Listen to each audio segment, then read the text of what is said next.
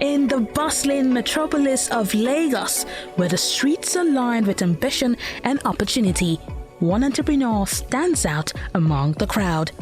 Meet Ruth Erhabor Osarenoma, the visionary force behind Rio's mobile car wash, a revolutionary concept that's changing the way we think about car maintenance.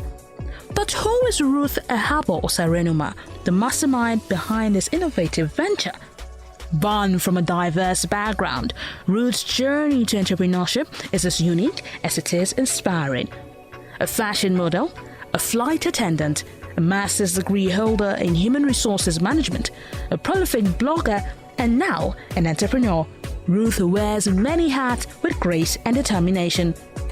But what sets Ruth apart is her unwavering ambition and her deep-rooted belief in the power of entrepreneurship to create positive change in society. She sees the business world not just as a place for profit, but as a canvas for meaningful innovation and community impact. Hi, my name is Ruth Erhabor Osarenoma. I'm the founder and chief executive officer of Ruth Erhabor Global. At Ruth Erhabor Global, we supply beddings like bed sheets, duvet, and pillowcases. Also, we run a mobile car cleaning services. So Ruth Erhabor Global offers a car wash that comes to you. We deal on interior vacuum, exterior wash, engine wash, buffing, and waxing. And also, we wash couches and rugs. At Ruth Erhabor Global, we also run an auto mechanic repair service. So anywhere you will be, just book an appointment with us. We'll come to you. Car wash now easily accessible. Some of the challenges we're facing as Ruth Erhabor Global is cash flow and staffing. With our cash flow, sometimes we usually spend money on our mechanical repairs for the bus. Then for staffing, it's very difficult to have an experienced staff for the car wash. What gives me excitement and joy concerning my brand, Real Mobile Car Cleaning Services, is the positive feedbacks from our clients. So I love the feedbacks because it encourages me to do better. You know, when they come back and say they love our service, I love that part from them. So yeah, I love the positive feedbacks from my clients. Hi Rio, welcome. Nice to meet you. It's my pleasure. Tell me about your product, your service, what you do. Alright, I run a mobile car cleaning service. We come to you, it's an home service. So Real Mobile Car Cleaning Services is a brand that deals on interior washing, engine wash, exterior, boot vacuum. We also run automobile mechanical repairs.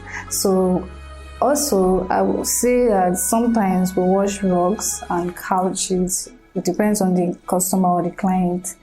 So that's basically it for now.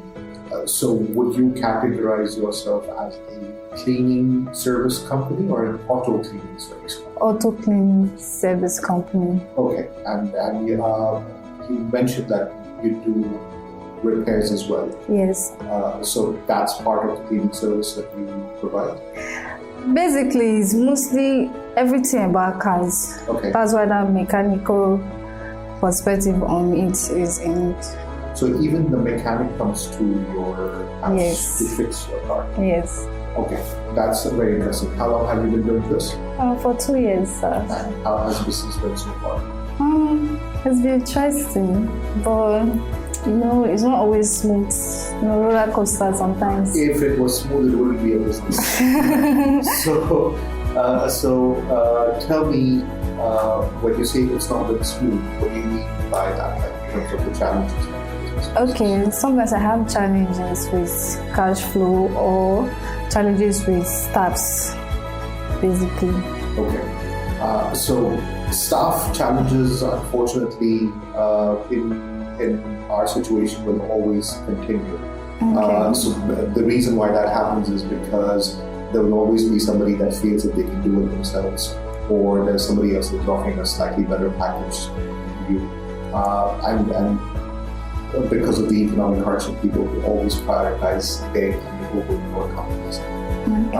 One way to offset some of that risk is basically to maybe hire 1 or 2 interns and kind of train them into the job so you have more hands that you need. But that obviously comes at a cost. I never thought about that, but that's a nice idea. So that is one way to just maintain the flow. So if you know that like every 3 months or so you lose one person, you need to kind of make a provision for one person in the pipeline that kind of can move up in that and replace that loss. But anyway, this is not an HR so let's focus on the cash flow. Now explain to me what the cash flow is. For my cash flow, I would say with the car wash, like the vehicle, the bus, I always have, should I say, mechanical issues. It just comes up because we can't predict. Even if I check, it just comes up and I end up, fixing it, and before I know, like money loss. So I always get that issue, like always. Like I face that issue every time. So I don't know how to say it, but I cannot predict when the bus break down, when the bus won't break down, because it seems quite okay before we move. But along the line, it just, So the most bankable businesses in the world, whether you go to a bank or you go to, stock market to raise, the number one criteria for anybody to invest in any business is predictability. Nobody can see tomorrow, but everybody likes to pretend, or at least like to have the information that is able to give you some insight into performance. Now, the best indicator for what is going to happen tomorrow is questioning what happened yesterday. So by that, you said you've been doing business for 2 years. To give you an idea, in 2 years, if you create a chart on Excel and you say that in January, year 1, I spent so much on repair. February, I spent so much on repair. March, April, May. And you average that cost out over 2 years, it will give you an approximate value of how much money likely you're going to spend next month. Right? And then what you do is, as part of your business model, as part of how much you charge your customers, or how much it is that you have to make provision for that money that you're going to use on repair and maintenance of your vehicle. So if you make, let's say, 100K this month, and it shows that after salary and after everything, you now have to keep 30K aside for vehicle repair. Even if the vehicle has not broken down, you cannot spend that 30K. You have to now just leave it there, because it's likely that next month you may get a 50K bill, not even 30K, because it's now been 2 months. So that provision that you make, it's called a provisional expense. You make a provisional expense and you keep it aside. You don't touch that money. The issues usually happen when you make 100K, you pay people the salary, and you're left with 50K, and you say, okay, now I'm going to spend it on marketing, or I'm going to draw myself, I'm going to take some more money because I now have my rent or whatever else is there. So these are kind of things that you have to be able to predict and build the expense for it. So let's say, roadworthiness, for example, or the licensing for commercial vehicles that you require. For branding, there is repeated costs that Lagos State charges. You have to plan that money as an expense, because you now have 2 years worth of data. So that is very valuable. If you know how you have spent money over 2 years, use that as a format to predict what next year is going to look like, and then not touch that. And if you feel like the money is tight, then you now need to adjust your pricing to reflect that reality. Wow. Does it make sense? It makes a lot of sense. Okay, good. If you have any follow-up questions, please, I encourage you to ask if you want me to explain more. Okay, I would like you to explain that jotting part again, like you have to take notes of your expenses, like you need to go back. So currently your expenses, how do you get paid? You get paid on bank? Yes, Transfers. And you pay from your bank? You do transfers, or you withdraw cash? No, from my bank, I transfer. So jotting down is very important. But if you don't have that, so anybody can basically just take a pen and paper, write down your your expense or basically the description, and then you have two columns, which is money coming in and money going out. And you can just kind of like follow that you're spending, you put over there, and at the end of the page, as long as you have more money coming in than going out, business is good, right? If your money going out exceeds the money coming in, then you have a problem. So if you have like a laptop, you can do it on Excel. If you don't have it, you can even do it with pen and paper. 100 years ago, our parents, grandfather, they used to do it with pen, right? So 2,000 years ago, they used to do it with stone, but they still noted what was coming in and going out. That's what you have to do. This is the most important thing that you can do for your business. You cannot run it on a month-to-month basis, which means that if you've had a good month, you've doubled your numbers on car wash at home, you're going to celebrate and have a party. No, it's when you have to plan for when the car breaks down. You have to plan for things like vehicle renewal. You have to plan for fuel pricing going up. You have to plan that salary you're paying today, that maybe the salary is going to go up. Because now they're talking about minimum wage. So if they increase minimum wage, that's going to change your... It's going to change so many things. But if you had, let's say, all the money that you have been collecting and not taking, if you had that money kept aside, it would have helped you battle this out. So that's why it's called a cash reserve, because you need to be able to dig into it when there is pressure. It's very, very important. The mistake that a lot of young entrepreneurs make is they feel that anything that is remaining is for them. You need to put yourself on a salary. That is a fact. You can do a profit sharing with yourself at the end of the year. So let's say at the end of the year you have ₦1 million left. After your salary, after everything, because you need to eat, you need to provide for yourself. So you take a salary, you fix that amount and you collect that on a monthly basis. But at the end of the year, you have a fixed amount. Let's say you have ₦1 million that is just there. And your projected expense, what we spoke about earlier, is around, let's say, 300-400K. You can, at that point in time, take $500,000 out and say, now this one is for me. That's my bonus. It's called a dividend. Pay yourself a dividend, and you can leave the 300K that you think you're going to project. You leave the other 150 or 200K as a reserve.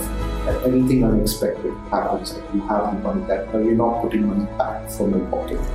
A business has to pay you. You cannot be paying the business. I get that. Right? So it's all about just some small habits that you have to create, some discipline that you have to bring into your management of these, of the way the money comes in and goes out of your business. And there's no reason why this business cannot be, well, it already is profitable, I'm sure, but it cannot be sustainable. Because profit is not the same thing as cash flow. They're two very different things. Business can be profitable, but if there's no cash, there's no business tomorrow. Thank you. Do you have any further questions for me? No. Is there anything else I can help you with on other aspects of your business? Not seeing for now. How do you do your marketing? Online social media campaigns. Okay. And social media campaign you do on IG? Yes, on Facebook, YouTube, sometimes TikTok. So these are paid adverts? Yes. So paid adverts are you're paying in dollars, which means that the amount that you're spending on a monthly basis is not fixed.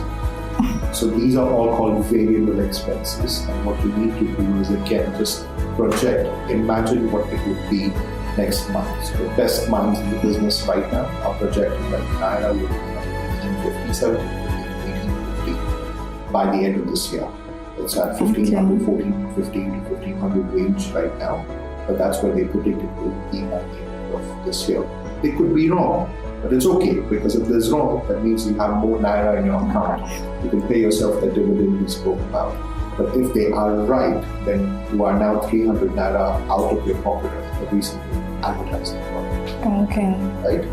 So remember that you have to be able to predict as much about your business as possible, and it is based on the idea. You don't predict from thin air. You predict it based on your expense. So go pull out your bank statements, even if you have to go to the bank and ask them for statements for 2 years.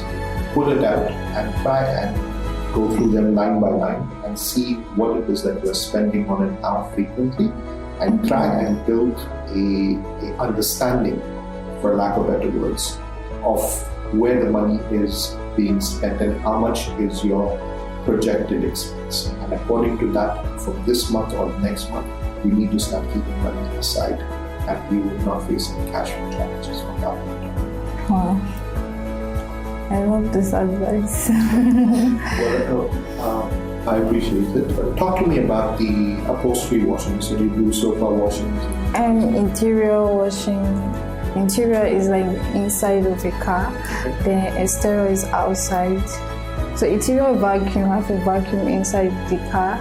The exterior wash outside. The engine wash. That engine wash is very, very tricky. Like you have to bind the wires and cover some space before you wash engine. Then also boot vacuum.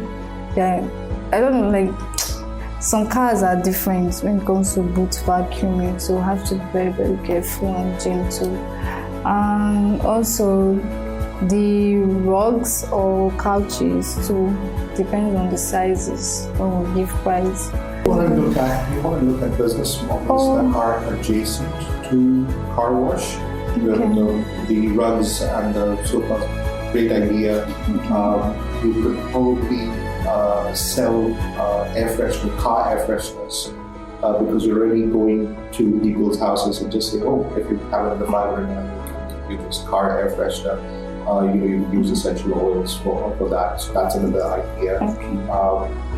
The add-on services in terms of sometimes the seat covers because the seats are looking old and tired. So these are the kind of things that you want to be able to pitch when your people are there.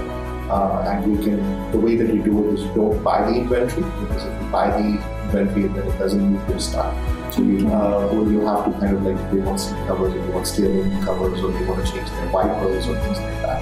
If there's an upsell potential, then you need to kind of get that really, really quick and get it to the client. And you can incentivize the people that are washing the car to be the ones to do the equivalent of every wiper you sell. I'll give you this much extra.